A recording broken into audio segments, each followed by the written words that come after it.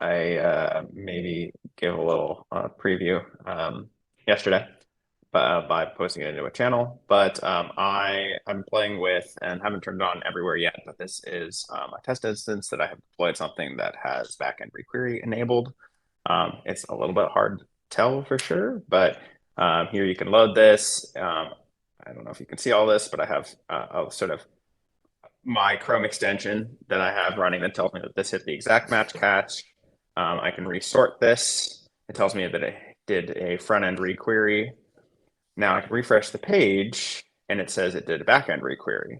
And then of course, if I, want to do other things, maybe pivot in here, it's going to use the backend requery for all of these queries because it doesn't actually have on the front end now the original data. It only has the requery data that's available. But theoretically, we could do something that it would allow for the front end and back end requeries to be requeried themselves.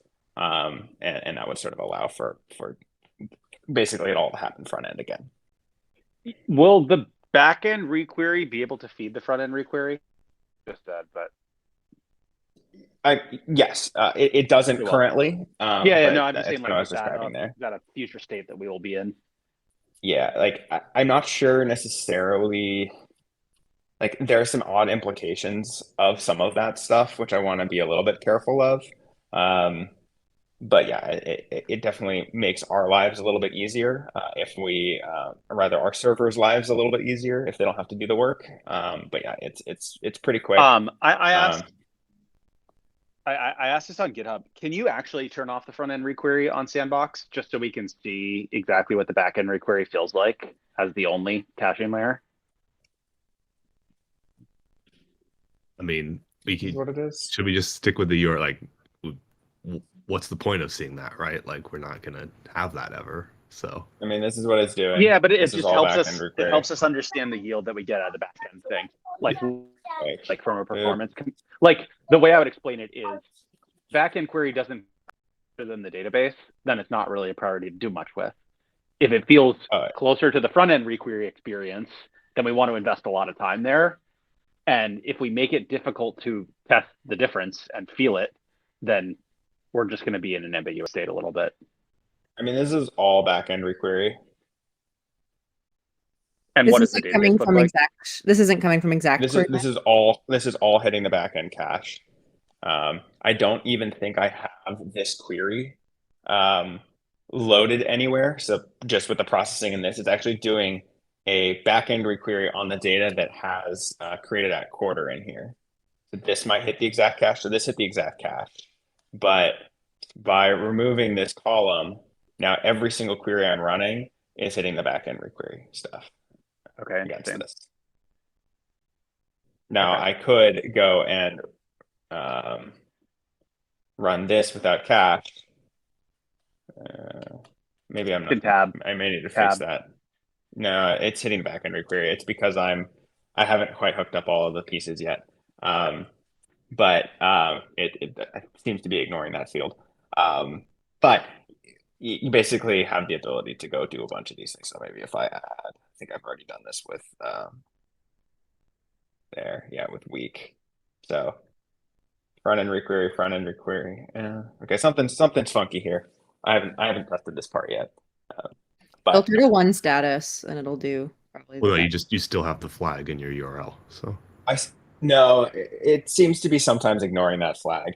And it's something I actually wanted to talk to you a little bit with, Stephen, is like how to prioritize in some way, shape, or form the front end requery when we can do both the front end and back end. It's probably just ignoring this right now based off of how I'm doing some things. But makes sense. Can we do mixed caching layers stuff too? Like if we're doing a join from like a backend query and some of the data is stored in the front end, or is that complicated kind of planning not possible yet? Sure, why not? I mean, but no. Yeah, we can't do it today. But like theoretically, we could send down a payload that we have. Well, I guess we'd probably have to do it all in one location. At least without like significantly more work, but we could do something like take a query result that we have on the front end, take a query result that we have on the back end, send one of them down to the front end, and then do the entire requery on top of both of those in the front end, or something to that Like too. most of the time, the thing on the front end will be in the back end, and so like if you're talking like 50 milliseconds of latency or something, like why should we might not want to do lift heaven and earth to right Yep. like That makes sense. I was thinking more for like the CSV upload use case, although it's fine if it's on the back end too. We may actually be, depending on how we're running on the back end, Johnny, we might be able to use MotherDuck or just DuckDB too, and be able to actually query CSVs directly from the back end requeryable sort of layer and specify them as a data source now too, and effectively get CSV, not upload, but CSV query for very cheap. I don't think we want to do CSV query until we can merge it with other stuff. I think it just we like can merge it introduces in the requeryable layer already. Yeah, but they just said that we can't do that. No, The they way said I they wanna- can't do it from the front end to the requeryable layer. So the thing that I want to do here is basically let you upload a CSV.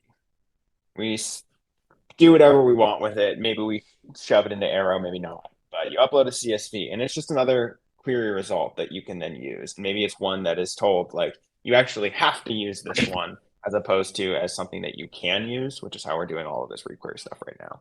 So that's kind of how I anticipate using some sort of CSV upload in this sort of a fashion. But while we're talking CSV upload, I would very much like not just one-time CSV upload, but also there is data at this URL. Please fetch. I mean, you might want to set some staleness, so we're not fetching it every 3 minutes. But I'd really like to be able to say, this URL has the CSV, which is the source. Please fetch it. So that it's fresh. Sure, and like even there's the concept of like an upload table, which is something that like you just have the ability to go like change the values of in the UI, and it changes for you as well. There's a lot of things you can do there. Yeah, no, there's a ton of uses for that. Things like, especially things like targets. It's like, here's my actual sales, but my target sales is, it's just like 5 lines, for each sales rep, their target is this, and I just want to type it in or whatever. Yeah. Johnny, where is this stuff getting stored right now? The results? Like whatever the cache is. Where is that? Yeah, it's being stored the way the standard cache is being stored, but that's in a distributed file system. It's in NFS. Okay, so it's in a distributed file system. And what are the limits of that distributed file system? Like, what is the storage format, and like how much does it cost, and that kind of stuff? I'm just trying, like, ballpark understand it. I don't know what the cost is right off the top of my head. We can go look it up. We're not spending a ton on it, I don't think. What I think is actually more expensive is the IO on it. So once we increase that up and a ton of people are using it, it'll start to go up. We've talked, and basically that's the reason why I don't want to put massive things in there right now, and why I'm what does massive pushing mean hard in this context? Well, okay. Like trying to shove a 10 or 100 megabyte payload in there is where it starts to get on the larger side. Pushing into gigs is where it gets really big. And it's mostly because that will just spike IO for some amount of time, which we then pay for higher IOPS, or there's also this weird stuff like that in AWS. And I think that we would have to pay more. The underlying question that I'm asking, if it's not obvious, which I think it probably is to you, is like, if we wanted to pick up the look or the e-commerce data set, whatever, and dump it in here, so that the whole, or essentially like all the virtualized topics are in there. So the 6 topics that we built are in that cache. Can we go do that today? And what does it cost? And then what does it feel like? And I think we know what it feels like. It'll feel amazing. Yeah, and more directly too, when we have embedded and have a high concurrency, low latency use case too, with a relatively small data set too, can we empower a embedded customer to have the best freaking analytical experience, period? Maybe. I think that there's a certain point where we want to be a little bit careful with that, but this is at a high level modeled off of how other things do it. Yeah. So Snowflake, how BigQuery, all these things, and it's like we add caching layers and we add high volume layers. So one of the things I've been talking about is like, yes, we want to do unlimited CSV downloads at some point. Like those don't go in here. right? They go in the S3, Yeah, right? yeah, It's okay yeah. to pay a little bit extra for it Could you in go? time. This is an ask, the not an urgent one. Could you go try to put like select star from the order items topic in here, if possible, and just let me play with it? Like not if it's a huge lift, but I think that would be a really, really worthy experiment. I don't know how big order items is, but I think it's larger It's than gonna be we like currently 300,000 allow. rows. The base table's times 220,000 rows. Yeah, and then with the joins, it'll probably be 50 columns. A good number of columns, which I would say is a much narrower cube than most real life ones. Not like the data that powers an embedded dashboard, though, for example. So not if you compare it to content. Certainly, if you compare it to open-ended exploring, we're never going to get all that stuff in there. Yeah. But if you think about the set of columns that's on a typical dashboard that you want to be interactive, Dashboard, yeah. that we can probably get into these things, or at least I want to, like, if they're at the right order of magnitude, and then if we are, what should the limits be, and what is the difference in feel? Because like I have a feeling it's going to be a night and day difference in terms of interactivity, and it could be pretty magical. I mean, this is fast, but like there's also the concept of like there are ways that we can make the query experience a lot faster as well when you are hitting the actual database. So things like connection pooling and things along those lines, basically, which we are not doing. So like we also should be investing in that side of the world. Like in order to do the planning and in order to do the execution, like there is some additional time that's added. It's pretty small for these small data sets. As obviously they get bigger, the time starts taking longer, and we might want to actually shove them in DuckDB, not ephemerally. So every time we run a query, we basically say, hey, I need these tables. Let me load them into DuckDB, do the query, send them out, right? But like I was chatting a little bit with Nate yesterday in a thread, and it would be really awesome if maybe we could do things like pre-planning queries. So you have a result and like you don't even have to touch anything else. You don't have to go to the server. All you do is like, oh, I just need to like quick do a DuckDB to resort and things like that. And like, yes, the exploration experience you don't get that for, right? So you don't load the entire cube in there. You can go explore everything, but you basically could theoretically preload like the vast majority of the queries that you would want to do for a dashboard. And maybe you make the cube a little bit larger, and we have to figure out how to do that still. But then you could basically run any query off of a single, like not a massive cube, which you then have the entire order items data set. So you can run any query against it, but you can run basically any query that dashboard lets you do off of a much, much smaller data set. So I think we should. I'm the only reason I said the whole order worlds. items explorer is because it's effectively curated down to be that data set now. And so like that kind of is the experiment. I would also keep in mind that what Johnny just demoed, I believe, is local to his machine. I suspect that It's not. Oh, it's not. Okay. No. That would be a cheating demo. I assumed Johnny was cheating. Forgive me, Johnny. Where is the server? That's I think it's in the east. Might be in. That would be another interesting experiment. Find out. Test the difference between same coast versus different coast. Nate? Oh man. I strongly agree with Colin and like the spirit of what Colin's saying. I really appreciate that we're being realistic about this, but I also think that before we throw concerns about like cost sort of into the mix, like we have the data. Let's just go look at a bunch of database tables and figure out what the cost realistically would be. And personally, I think like if Omni doesn't lean into this, it's a huge missed opportunity. Like this is a place where I think we can like really run ahead of people or of other products. Like I would be in favor of just experimenting with aggressively trying to put all tables into this architecture and see what happens. I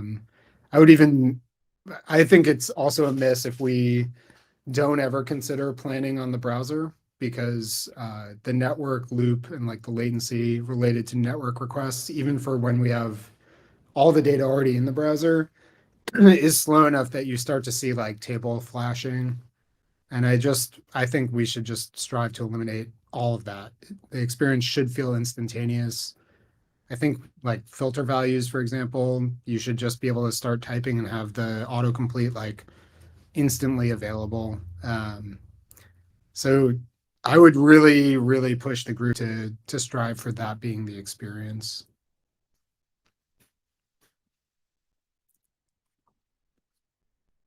And then like, yeah, let's be honest about cost. Yes. But like let's do the research, let's get the data and have numbers. Yeah, I did some early like explorations into not just the cost, but like what's actually possible on top of these things. And it unfortunately starts to fall over with load, and where you actually start running into the AWS limits of like what they let you do. So like that is something we're gonna have to be really careful about, because while it might be free for me to go bang on this thing a bunch, it won't be free for 1,000 users to be banging on this thing at the same time. Right? And while we're not there right now, we'll hopefully get there. So. There's also like cache life cycle considerations when we just are saying like put the whole table in. Like what does that mean? Does that mean like put it in on a schedule? Does it mean put it in like if it's put it in on a schedule, obviously then it'll always be available, but then you're like really talking a lot of database queries on some schedule to load the table. Or if it's like put it in on demand, then it's like you might not actually be doing that much better than just caching the query the user was running, right? If you say like, oh, you ran this query, I'm actually going to get the table you based it on and put it in. So like there would be some really concrete things to say, like if it's not just like ship all the data, right? Like we'd have to actually consider like what do we mean by that? Yeah, when yeah. we do it, right? Like and a lot of this though is just like understanding what the difference in experience is after that's done. Yeah. And like giving people control. Like I think we're ultimately going to end up giving people controls for things like these. But like if I have a web app that 1,000 users are hitting, in Johnny's case, like I just want the table there. If I'm doing it for internal analytics, I wait on the first run and then I go after that. Maybe the first run we lazy load that behind like normal cache. Like I think there's going to be a lot of stuff to consider, but I think one of the most powerful things that we can do is just feel it out and experience like where it's worth investing. Because I think to Nate's point, like when things feel instant, it's like an order of magnitude difference in just like how much time we spend investing in it, because it's like a stepwise experience that makes it worth solving those things. But I don't think that we're going to know until we touch it and like sort of see it. I bet if we could make filter autocomplete instant, any deal where we go up against Looker, we will win. Just based on that, like just demo that. Just like the whole embedded experience will feel completely different. Like we want people to feel like other apps just flow. And like I will say, like I've done a couple demos for embedded people with Looker, and literally one of the guys who's the CEO is like, now my app just feels slow. And that wasn't even sort of like the full exercising of all the things that we're talking about. That was just like our current load from like the dumb cache or whatever we call it, like just being that much more efficient. And like if you go push that to every single thing the user is doing, the app just feels completely different. So yeah, this is like a superpower. This is more than anything else, this is people away in demos with like investors, because it's just like it's so universally appealing for stuff to just be like incredibly fast. Yeah, I just want to reiterate, like the North Star for me is the user experience. It's instant. How we get there, whether the data is on the client or, we shorten the hops so that like companies on the West Coast aren't talking to servers on the East Coast. Like I'm a little less interested I'm interested in that, but I'm not like as concerned as the North Star of just, I want my table to sort instantly and not flash. I want my filter values to be available instantly. And then the other thought I had was just ditto again what Colin said about we'll also want to give people control. Like, so of course we'll want to have like, value settings, whether they're in the model or elsewhere, that say like this data can always come from some cache, or this data should never come from a cache, but and a corresponding explanation of how that'll impact the experience. But I think like let's definitely not go into this with the perspective of like self-limiting. Like if we can fit all the data into one of these caches and give people a full exploration experience from the cache that's instant, like do that. It doesn't have to just be for dashboards. Anyhow, I love this stuff. Make it fast. And I think there's also a ton of additional work we can do to make it so that we just are issuing queries at effectively the time of click. We're not doing that today. There's like a bunch of other stuff that happens before we even start the queries. It's a couple hundred milliseconds. So like these queries come back in 200 milliseconds, which is faster than like human brain can really deal with. Like we've got a lot we can do. So, and I think that if we want to start making this thing lightning fast, we'll have to do some real work to make sure it stays lightning fast. But it's all possible. So I think we just got to start with this thing. I'm hoping to put it behind a feature flag in the not too distant future so we can start playing with it, start pushing its limits. I think that, I mean, one of the next couple of things that I'm interested in doing is making the unlimited or the much larger possible, even if we don't do it all the time, so that we can have, be putting these big cubes in places. And maybe that is, well, if it's smaller than 10 meg, we can shove it in NFS. And if it's larger than 10 meg, it goes to S3. And it sort of allows us to start playing with these and see really where it starts to fall down.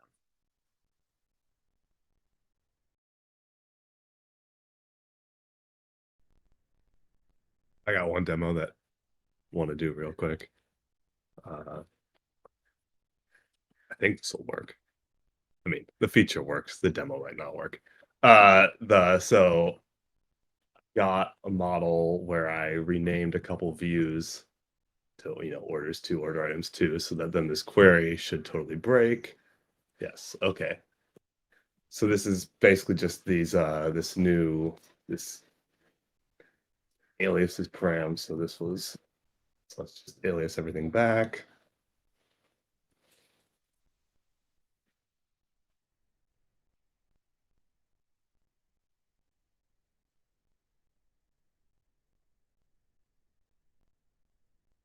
All right, and then hopefully the query works if I did the demo right. Yay, it worked. It unpivoted. Wow. That's interesting. That's probably a bug.